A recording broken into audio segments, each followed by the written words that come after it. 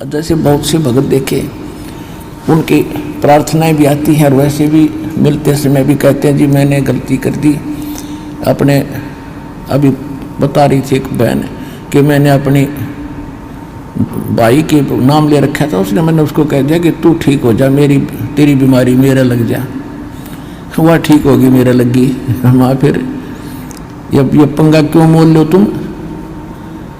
तो कहने का भाव ये है, ये गलतियां करनी छोड़ दो, दिक्कत हो जाएगी। क्योंकि भक्ति करो तो ढंग से करो। अब इसको तो हम इतना सस्ता मान रहे हैं। अब तू अपनी भतीजी ने दे देना 20 लाख रुपये, दे के दिखा, चौने भी ना दे, अरे दे तो वही वापस दे दिए मेरे। उस धन का आपको पता है, इस धन का आपको पता ही नहीं कितना कीमत आपको कहाँ आवश्यकता पड़ेगी।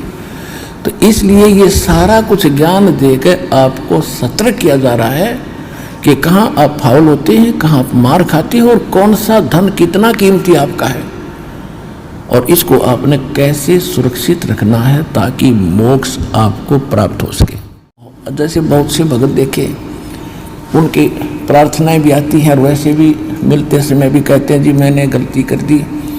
अपने अभी बता रही थी एक बहन कि मैंने अपनी भाई के नाम ले रखा था, मैंने उसको कह दिया कि तू ठीक हो जा, तेरी बीमारी मेरा लग जा। वह ठीक होगी मेरा लगी। माँ फिर ये पंगा क्यों मोल लो तुम? तो कहने का भाव ये है, ये गलतियां करनी छोड़ दो, दिक्कत हो जाएगी। क्योंकि भक्ति करो तो ढंग से करो।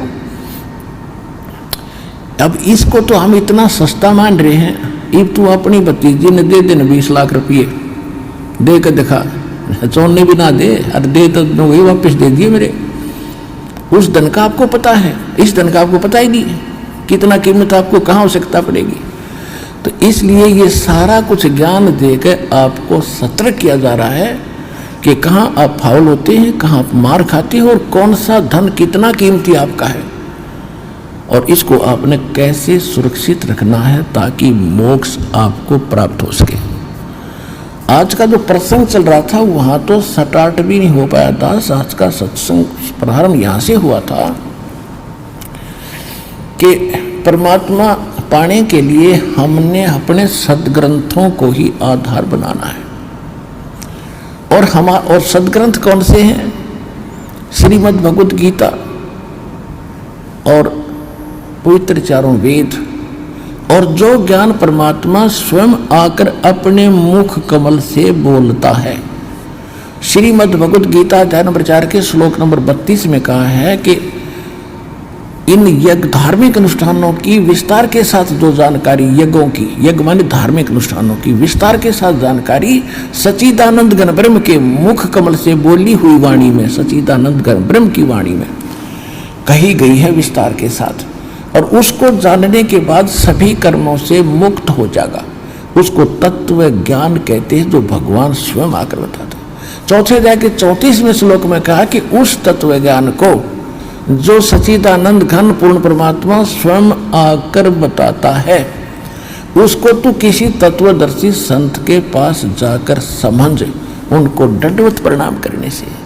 केवल वही संत एक दंडवत प्रमाण का अधिकारी बताया, प्रणाम का अधिकारी बताया है गीता में कि जो तत्वदर्शी है। अन्यथा अपने विषय में गीता ज्ञानदाता 18वें अध्याय के 65वें श्लोक में कहता, मुझे नमस्कार कर, मेरा भगत बन, मेरी भक्ति करेगा तो मुझे ही प्राप्त होगा। और तत्वदर्शी संत के लिए कहा कि उसको दंडवत प्रणाम करने से और कपट छोड़कर सरलतापूर्वक प्रसन्न करने से वो तत्वदर्शी संत तुझे उस परमात्म तत्व का यानी तत्व ज्ञान का ज्ञान कराएंगे। तो वो तत्व ज्ञान जिससे मोक्ष होगा वो कंप्लीट कोर्स है। और श्रीमद् भगवद गीता और पवित्र वेद, पवित्र कुरान, पवित्र पुराण, ये पवित्र बाइबल, ये इनकम्प्लीट नॉलेज है। Complete knowledge, God given spiritual knowledge, तत्व ज्ञान, वो उससे मोक्ष होगा। वो असली शास्त्र है और उसमें से वेद भी मेल खाते हैं, गीता भी मेल खाती है, और उनमें जो ज्ञान नहीं है वो ज्ञान भी उसके अंदर है, तत्व ज्ञान के अंदर। तो उससे मोक्ष होगा। आज का सत्संग ये था और वो ज्ञान भगवान ही देता है। उसके लिए दूसरा प्रसंग ये चला था कि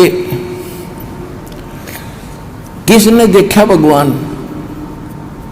तो जिन्होंने भगवान देखा उनका आपके सामने इतिहास बताया, पवित्र कथा बताई उनकी कि इन महापुरुषों ने भगवान देखा। और ये जो ज्ञान दास आपको दे रहा है ये गॉड गिवन है, ये किसी डूम भाट के गीत नहीं है कि किसी ने रोजी रोटी के लिए अपना दंत कथा बना के बकवाद कर रखी हो। 1400 एकड़ का जमीन का मालिक था गरीबदास, किसान था गांव छुटानी का, कोई भाट भिखारी नहीं था कि किसी कारण से वैसे ही अपनी रोजी रोटी के लिए इन घट दी होगी कहानी। ये गॉड गिवन स्पिरिचुअल नॉलेज है। तो मन को विश्वास दिलाने के लिए इन प्रमाणों की इसलिए आवश्यकता है ताकि आपको दृढ़ता आवे और भगवान के मार्ग पर आप दृढ़ रहो, आपका मोक्ष हो जाए। तो वो ज्ञान इस दास के पास प्राप्त है, इस विश्व में किसी के पास नहीं है। अपना कल्याण करो।